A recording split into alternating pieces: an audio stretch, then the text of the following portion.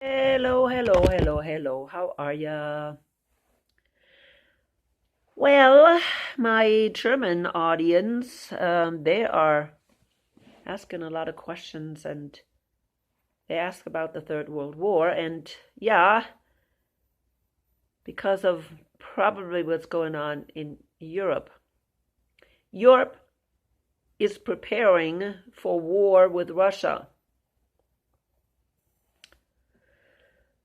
Maybe we don't hear as much here. We hear a lot about Gaza and Iran. We're worried about Iran, and yet not very many people continue to talk about Ukraine. Germany is, or Europe is all preparing for a war with Russia. That's probably why Trump wants to withdraw, or not withdraw, yeah, you can say withdraw from the conflict between Ukraine and Russia. Well, not 100%, but he seems to want to leave it in the hands of Europe. Maybe he just doesn't want to fight a war on two fronts. Because we here in the United States hear quite a lot about Iran. And we're more concerned that the United States will join Israel and attack Iran again. And so I did a video for my German audience about Third World War. Now we know from, if you've been following my videos long enough, I don't know if you have, I know I have a lot of you new views. This Mason guy, I think it's Pike, it was Pike, was talking about 3 world wars. And of course the first 2 already happened. So he predicted a 3rd world war. And yes, I totally believe that that is biblical. And so when we look at the Bible, we are definitely living in the end times. Now, end times, I mean the time before the day of the Lord starts. The day of the Lord is 1,000 years, not one day. Remember, was it 2 Peter or 1 Peter 3? I think it's 2 Peter 3, where he says one day is like 1,000 years, and 1,000 years is like a day. And so is the day of the Lord 1,000 years. So the day of the Lord, lots of things will happen during the day of the Lord. One of them will be the wrath of God. Now remember, I am against dispensationalism. It's been so destructive because it just gives you a bunch of lies, and people do not look at what the Bible says. The Bible does not say that there is going to be a tribulation after the rapture. Okay, after the rapture. There is going to be the wrath of God.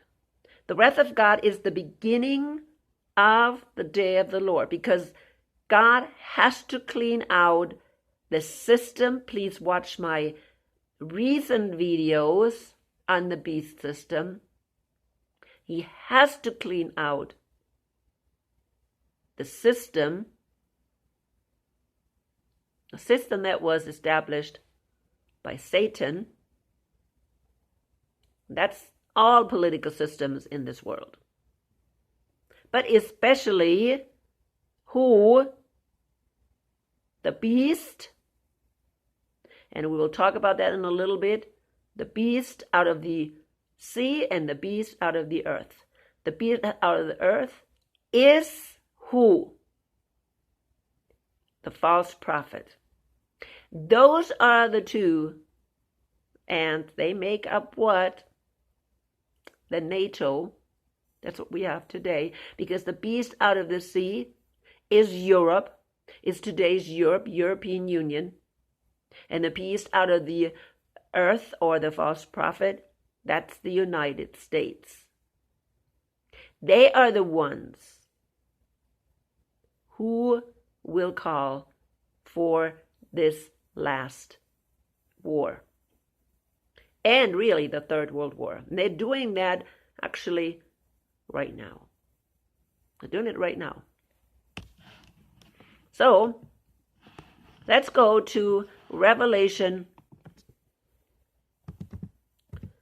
16.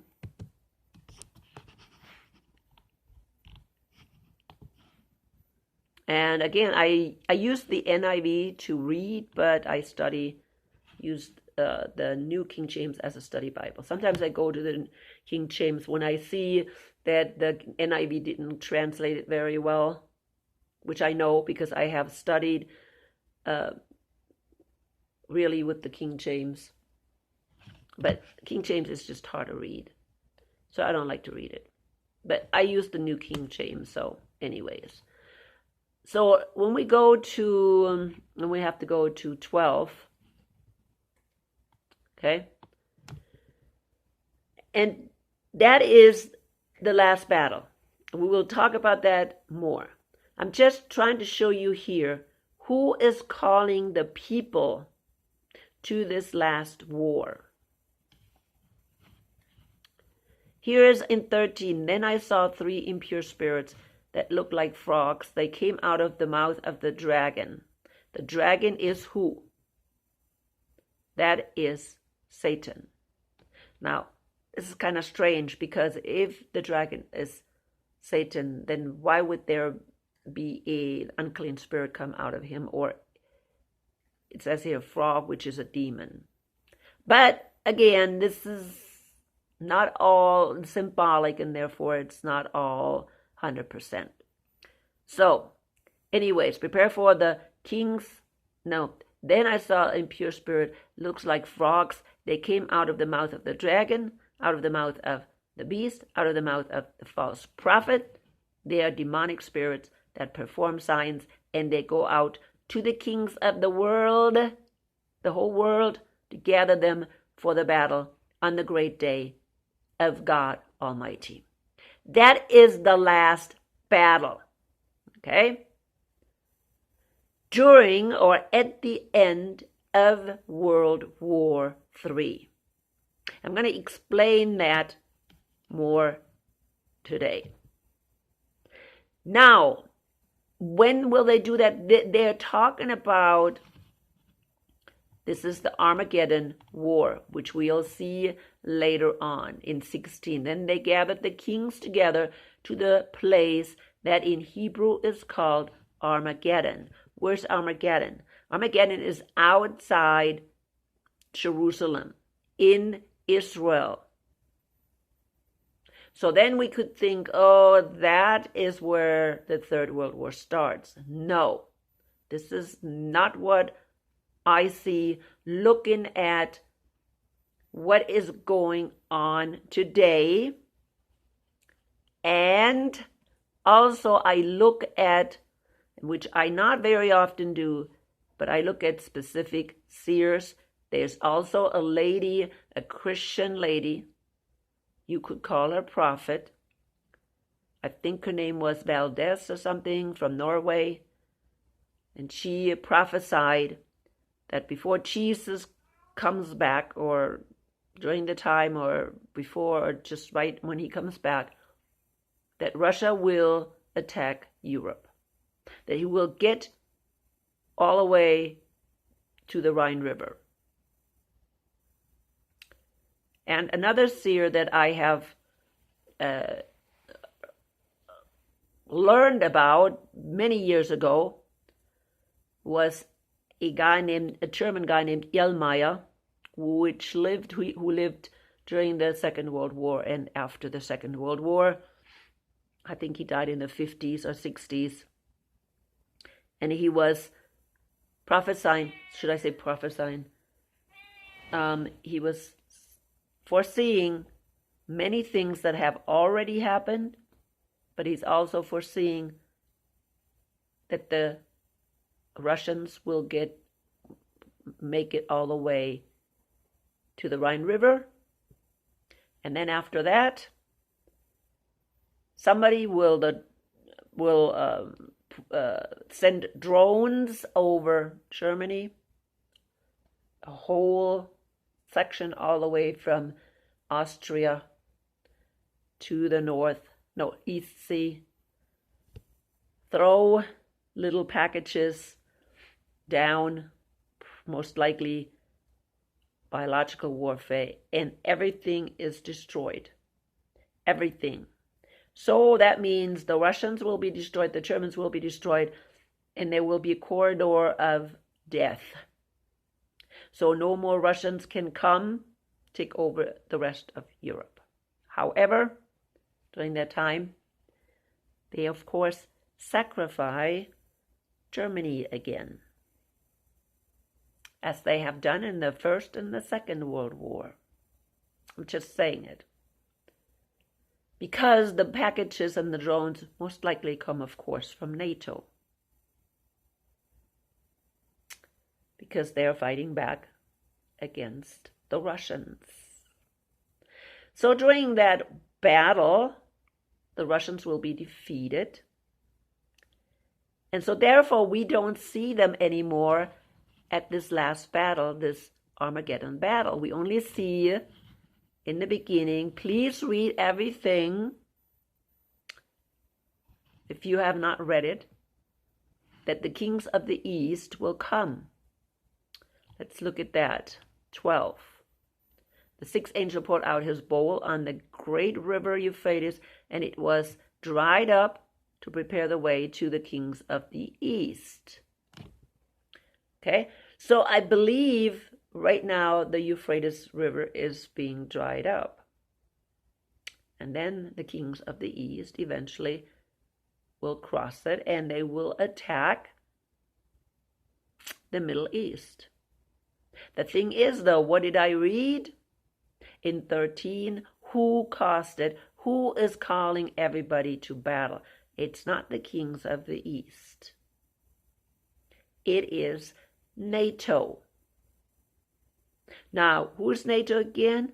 It's Europe, and it's the United States, and it is the beast out of the sea, and it's the beast out of the earth, or the false prophet. They call for war. They call for war in Europe, because that's what they did. That's why we have war in Europe. They want Russia defeated.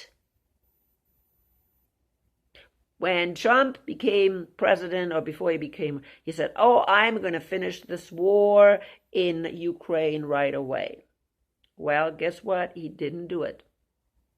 He is allowing Europe to continue to stir up and support this war. And this war is going to be the one that will start Third World War. Because once NATO defeats Russia, and that is their plan, I'm sorry, but that's the way it is. When they defeat Russia, China and its allies, which are the BRICS nations, which also includes probably then still whatever remains of Russia, will then come across the Euphrates River and attack the Middle East. And I know people, we have so many false teachers out there, Zionists, right? Zionist Christians. And not only Zionist Christians, but the Jews believe that too. They believe that, oh, God is with the Jews and he will defeat the enemies when they come into Israel. That's why they're warring the whole time. Because some person, who was it, their false leaders, is telling them, oh, you don't have to worry. God is going to protect you. Because you're the chosen people, you're going to be protected. And people, that's not true. Read Zechariah 14. That's what happens during that war. No, Israel will be totally devastated. You can read about the Battle of Armageddon, what will happen. And did I read Revelation 14? I think I did. Sometimes I don't know because I do the German videos. But you can see this battle, I don't know, 3 times. Revelation 14. You can see how Jesus goes out with Ezekiel and his angels to reap, okay, to kill. Throw their sickle and the blood will flow. And then you will see it here in Revelation 16, and then you also will see it in Revelation, I believe it's maybe 9 or 11. It's the 6th trumpet, the 6th trumpet, that also describes this battle. So we have plenty of descriptions of this horrific battle. No, God is not coming to protect anybody. Now, where is Israel in this whole thing? Okay, here we're saying the beast out of the sea and the beast out of the earth, which is the false prophet. What about Israel? Well, we know that Israel is part of NATO. Israel is part of the false prophet. We don't see here Israel is, out of Israel comes a demon, or out of Europe. That's what a lot of people want to believe, people. Okay? Oh, Israel. Oh, the United States is controlled by Israel. No, people. Israel is only a puppet. It's only a puppet. They're only being used. And they're lied to so they would do the dirty work. They're lied to. The people are being lied to. They're being told, oh, we are the chosen people and God is on our side. And that is the furthest from what the truth is. Again, go to Zechariah 14. That tells you clearly what happened in that battle. Matter of fact, let's do that. Let's do that. All right, Zechariah 14. A day of the Lord is coming. That's the day of the Lord. Jerusalem, when your possessions will be plundered and divided up within your very wall. I will gather all the nations to Jerusalem. Okay, will he destroy them? No, to fight against it. The city will be captured. The houses ransacked. The women raped. Half of the city will go into exile. But the rest of the people will not be taken from the city. Now listen to this. This is what's going to happen. And then, of course, he will stand on the Mount Olive. He will flee by the mountain valley. And so on and so on. And then it tells you what will happen to Jerusalem after that. Of course, Jesus is going to come and establishes his kingdom. But in 12 it tells you what the plague is. This is the plague with which the Lord will strike all the nations that fought against Jerusalem. This is not who fought against Israel, who fought against Jerusalem. Their flesh will rot while they are still standing on their feet. Their eyes will rot in their sockets, and their tongues will rot in their mouth. Now, this is all that will happen to every nation, including Israel. Okay? On that day, people will be stricken by the Lord with great panic. They will seize each other by the hand and attack one another. And then it says Judah too will fight at Jerusalem. Okay, you can continue. The whole surrounding nations, or all the everybody will be destroyed because because Jesus comes with his sickle and he reaps. He reaps. Read that in Revelation 14. He swings his sickle and he reaps. And the blood will flow. Okay? Blood will flow. This is the battle, people. This is not the Gog and Magog war in Revelation 20 or in Zechariah 38. In 38, Zechariah 30, not Ezekiel 38, sorry. Ezekiel 38 in Revelation 20. That's at the end of the 1,000-year reign. And of course, the Jews don't see that. They want this battle where Jesus or where God intervenes and protects them happening right now. But it's not going to happen right now because Israel has blood on their hand and they're starting the war. They're not innocent. They're not sitting there in peace and safety. That's what the Gog and Magog war is. Israel will sit in safety, in peace.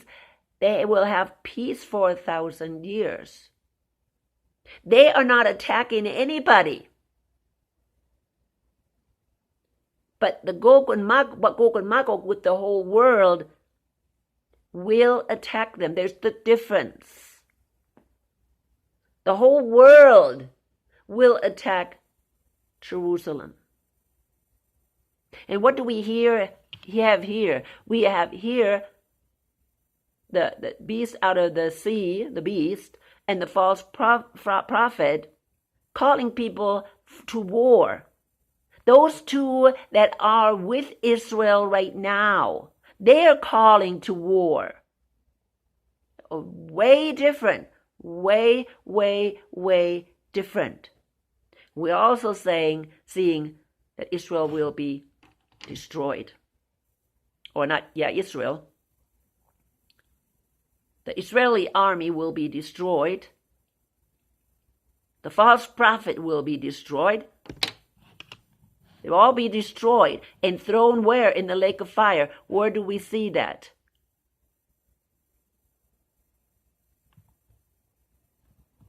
I don't know if it's saying it right there. No, it is in 19. Let's go to 19 real fast so you will actually see what happens to them. And again, people. Oh, wait a minute. No, Zechariah. I need to go to, sorry.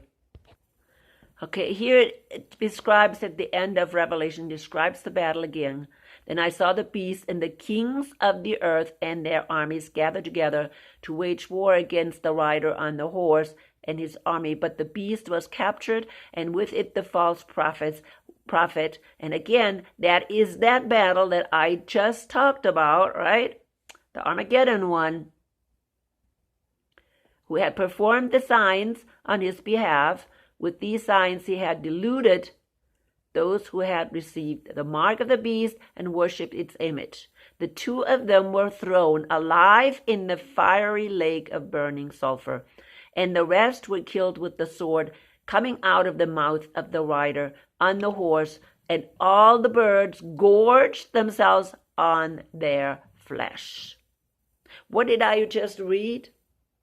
In Zechariah, the same thing. That is the battle. I said there is going to be a description of this battle 4 times in Revelation. Then I read Zechariah 14. Same battle. This is not, oh, God's going to swoop in and just kill, the people from the north like Russia. No, he's going to destroy the beast out of the sea, which is Europe, the beast out of the earth, which is the false prophet, which is America, and with them is who? Israel. The state of Israel. Okay? The state of Israel. They will all be destroyed. And of course, the kings of the east they will be destroyed. But see, they're not thrown in the lake of fire. They're just people. Now, when we read Revelation, we know that God has something against the beast and the false prophets because they are instruments of Satan. Satan is using that system. That is his system. And unfortunately, that's the way it is.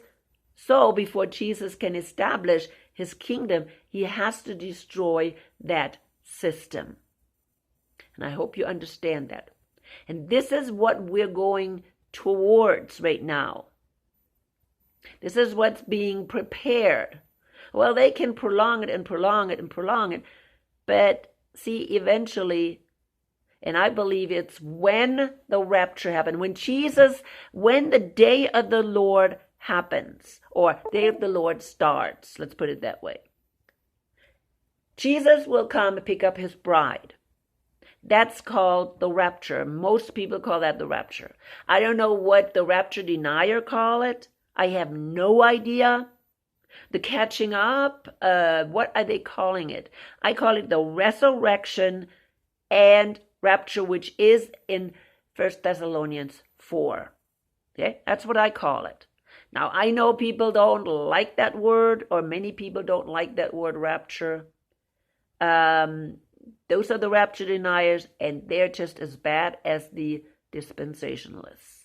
They're just as bad because they don't look at the Bible and really read the Bible either.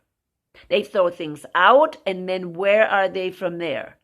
No place, because they can put nothing in order. Nothing. They're just as confused as are the dispensationalists. They cannot tell you what's happening. Yeah, they can scream no rapture, but when is Jesus coming to pick up his bride? Oh, he's not going to, right? No, we know for sure he is going to come and pick up his bride. Well, not in a fake rapture either. Okay? Not in a fake rapture. But he will come and pick up his bride. Matthew 25 shows you in this parable that the bridegroom will come and pick up his bride. People, come on. He will come. And who is going to pick up the bride? Only Jesus. Only the bridegroom. He's not sending out his angels to pick up his bride. He sends out the angels to pick up the invited guest to the wedding. And he's going to pick up the guests after the rapture. After the wrath of God. After the wrath of God. See, at the beginning, just before the wrath starts, Jesus picks up his bride. He does not want that bride to be in the wrath of God. When he destroys everything, when most people will be killed because of the catastrophic events, he's taking them out. He's taking them into the rooms that he has prepared. Does that make sense? Then the wrath of God starts, and at the end, which is the sixth bowl or the sixth trumpet, is when this last battle, the Armageddon battle, will happen. That's the way it is. And before that, I don't know exactly how many years, but at least 3.5 years. Okay? That's how long the wrath of God will last. Because of the two witnesses, they are here 3.5 years. And so I'm assuming a little longer, like 4 years maybe, the wrath of God will last. And during that time, this Third World War can already rage. Matter of fact, again, I believe that when the rapture happens and the wrath of God starts, that's when the war, the Third World War, will start. It's finally, I think, the last straw. These people that call for war, who is it? It's not Putin. The Bible tells you who calls to war. I hope you see that. They will pull the last straw. They will add the last little straw on Putin's back. They will maybe cause a false flag event. So Putin will start taking over. See, right now, he is holding back. He doesn't want anything. He doesn't want Ukraine. He doesn't want to get involved in war. Because if he wanted to, he could have done it a long time ago. He has no interest. But once he gets pushed to a certain point, and I'll tell you who the pushing does. Actually, the Bible tells you who's going to do the pushing. It's going to be the beast out of the earth, the beast, and the false prophet, and of course the dragon, which is Satan. They will push the button of Putin that he cannot no longer resist to start the war. And everybody will blame, of course, Putin. Everybody. Oh, it's Putin's fault. Oh, Putin did it. Putin. Everybody's going to do that. But it wasn't. It's those people right now that are pulling the strength right now, with the help, of course, of the dragon. The dragon is behind this whole thing. But the dragon loves to use the beast that's healed. Remember that beast out of the sea in Revelation 13 that had the head wound, that so many think, oh, that's papacy? No, people. No, Babylon the Great is papacy. Okay? It's very simple. A beast is a political system, and it is Europe right now. Europe was wounded as when they were the Holy Roman Empire. They were wounded in the First World War, the Second World War. And who did it, really? They did it to each other, but you know what? If you think about it, yeah, they killed each other.